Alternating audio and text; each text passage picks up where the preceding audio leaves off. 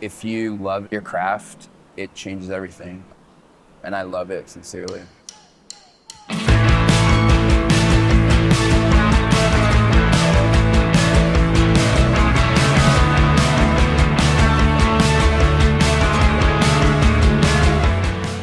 About 5 years old, I started beating on pots and pans with wooden spoons. And I started playing the drums actually in 6th grade, like going to band class. I started a band my freshman year. My whole thing was I'm gonna be the singer, but we couldn't find a drummer. And I was like, ugh, I have a drum set, so I'll play until we can find a drummer. I met the guys in Neon Trees, and yeah, since 2007, I've been playing with these guys. I started on guitar. I had a nice swap meet guitar. It was very BC Rich shaped. I had a neighbor that was playing bass and wanted to switch to guitar.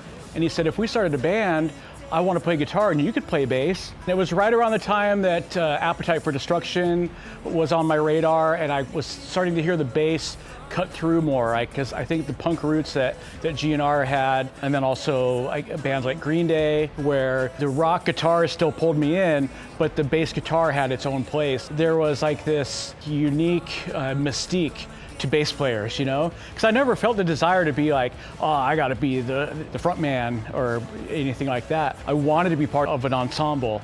I grew up really close to Tyler. At one point, he moved like right around the corner from me. 2001, our dads shared an office and got us together playing music. Just from the first time we ever played together or collaborated, it was like, okay, we need to stay together and like see what happens. It wasn't a question of like if we could make a career out of music, it was just how. I grew up loving bands like The Smiths and a lot of punk bands like The Clash. Bands that spoke to feeling a little kind of out of place. So I would say a lot of that influence made its way into Neon Trees' music. What's interesting about the four of us as like creators of our music is that, you know, Elaine and Branden like a lot of like classic rock and grew up on heavier music. Chris really liked emo music.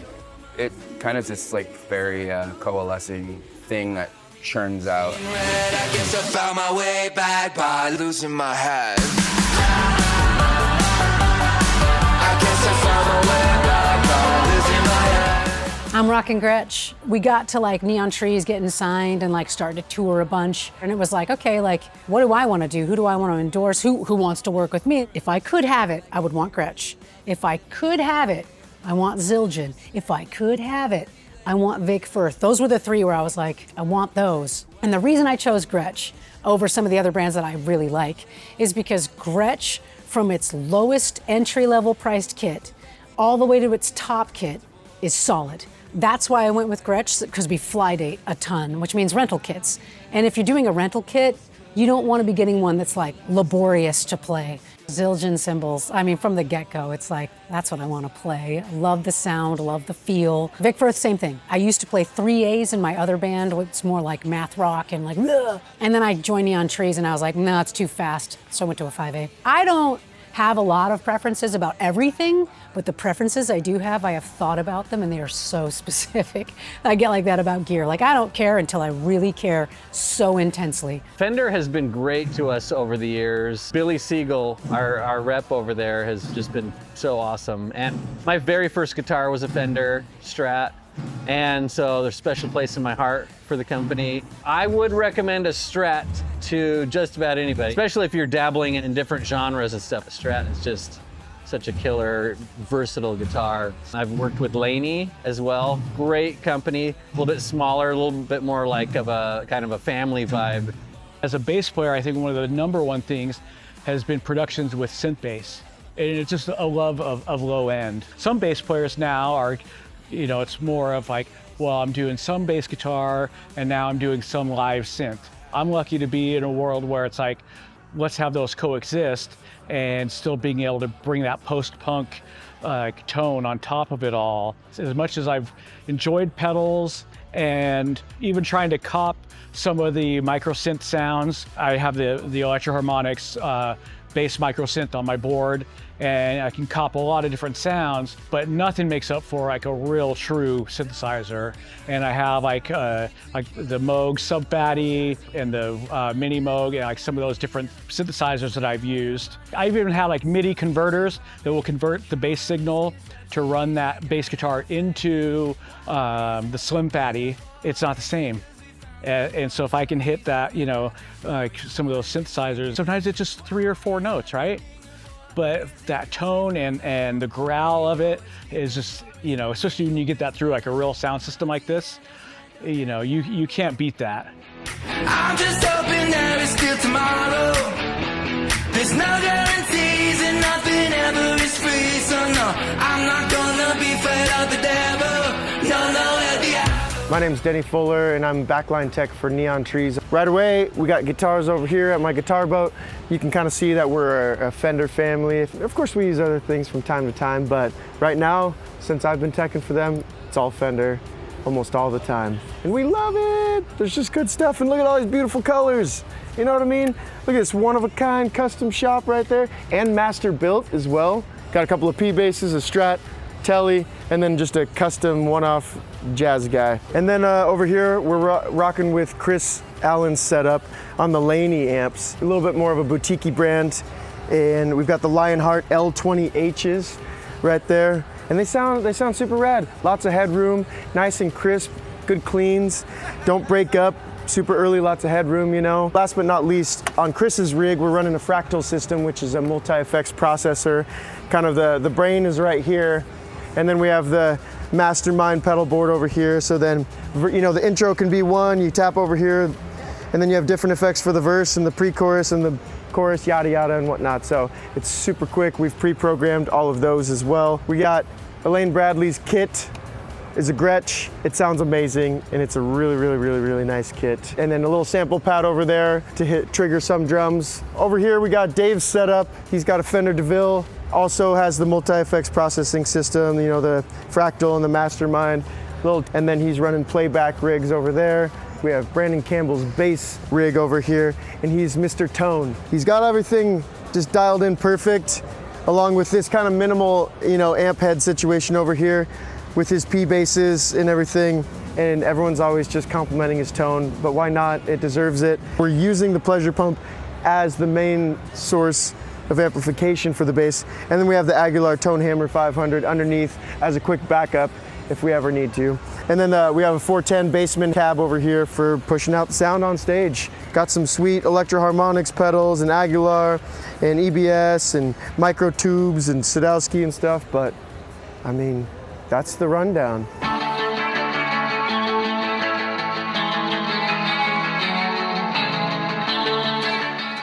My name is Neumeister. I'm doing monitors out here for Neon Trees. We've got a S6L 24C here. So I've got the Waves Titan server down in my rack here. That's hosting a bunch of plugins I've got for each band. In my chain here, I've got the PSC plugin, but it's uninserted. It's just here. If I ever needed it, I can insert it and throw it in as needed. But I'm using F6, you know, F6 RTA just as kind of a dynamic EQ, sort of smoothing out a lot of the brittleness and a lot of, you know, the stuff that we don't want in the vocal, a lot of the gunk. I've got CLA 76 after that. I mean, it's basically just slamming really hard and just squashing that vocal. After that 76, it goes into a CLA 2A compressor. We got the 5045 inserted on the lead vocal and the spare vocal for Tyler. That's acting as a primary source enhancer, just cleaning up a lot of the excess stage noise from the guitar amps and drums. With the Waves server, I'm using on Tyler's vocal, I kind of want to highlight his chain here. We've got PSC, it's uninserted. This is the Waves version of the primary source enhancer, but it's here in case I ever need to grab it, I can insert it real quick. F6 RTA, pretty standard, just a dynamic EQ. You know, CLA 76, like I was saying, kind of aggressive EQ. It's really doing a lot of squashing.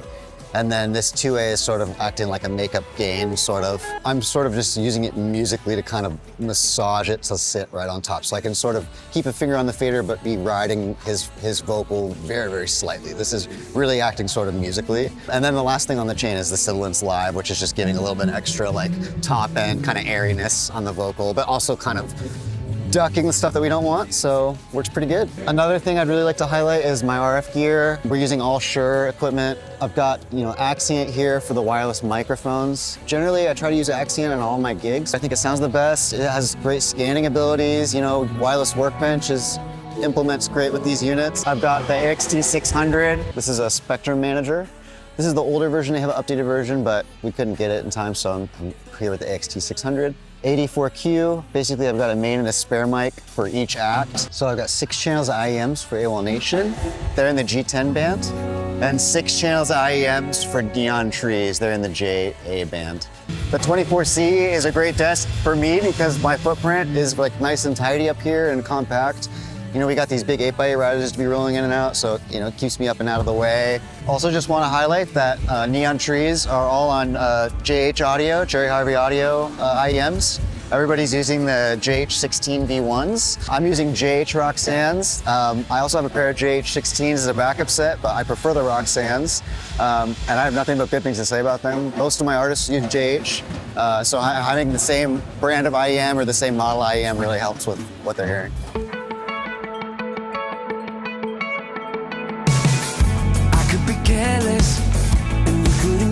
Hi, I'm Rubes Harman. I'm the front of house engineer for Neon Trees. So I use an Avid S6L 32D wave server, the redundant setup, LM44 to control EQ of the room, and then my favorite part, my outboard rack, my personal 500 series. It's my vocal chain that I'm using on Tyler and everyone that I work with. My real workhorse in this is this SAT 500 I picked up from my friend Dan Good.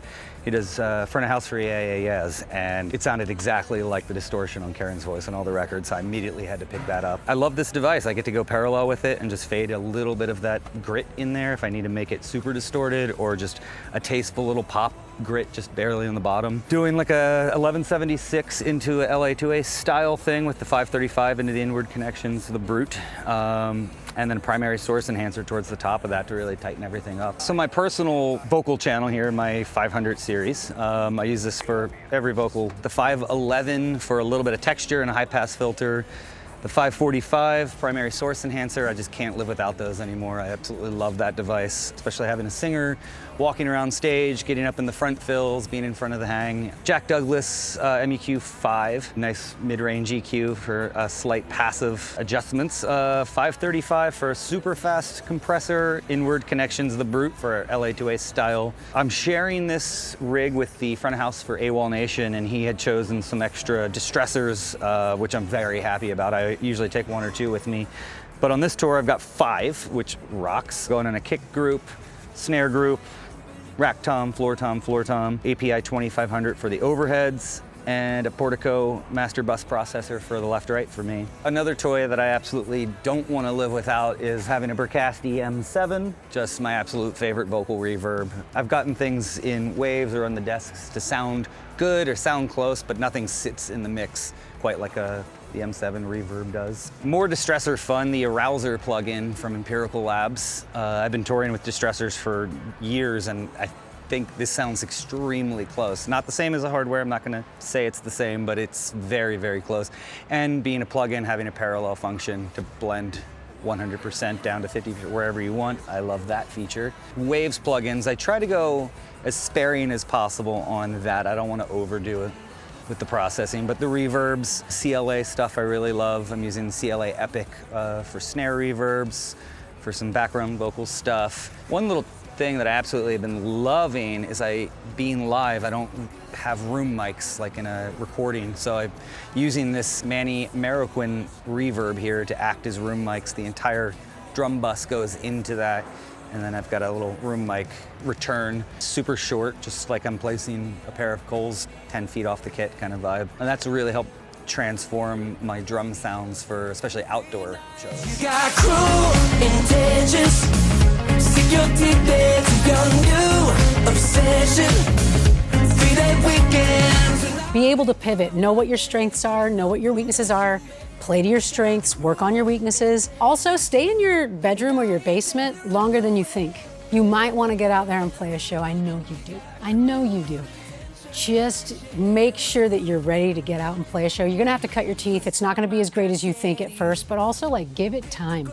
work on your craft and then let people see it. Don't weary people with your practices. Make sure to take lessons or at least like verse yourself in theory, because I did take some lessons before getting involved with bands. I kind of gravitated more towards just writing my own stuff. And then when we got popular, then it's like, oh no, I gotta like now work on the technical stuff and try to catch up. Get the skills and the tools under your belt while you're writing your own stuff and trying to, you know, make a band happen. If you believe in your craft and you find there's response there, even in a small way, just keep building upon that. You got cool intentions, yeah.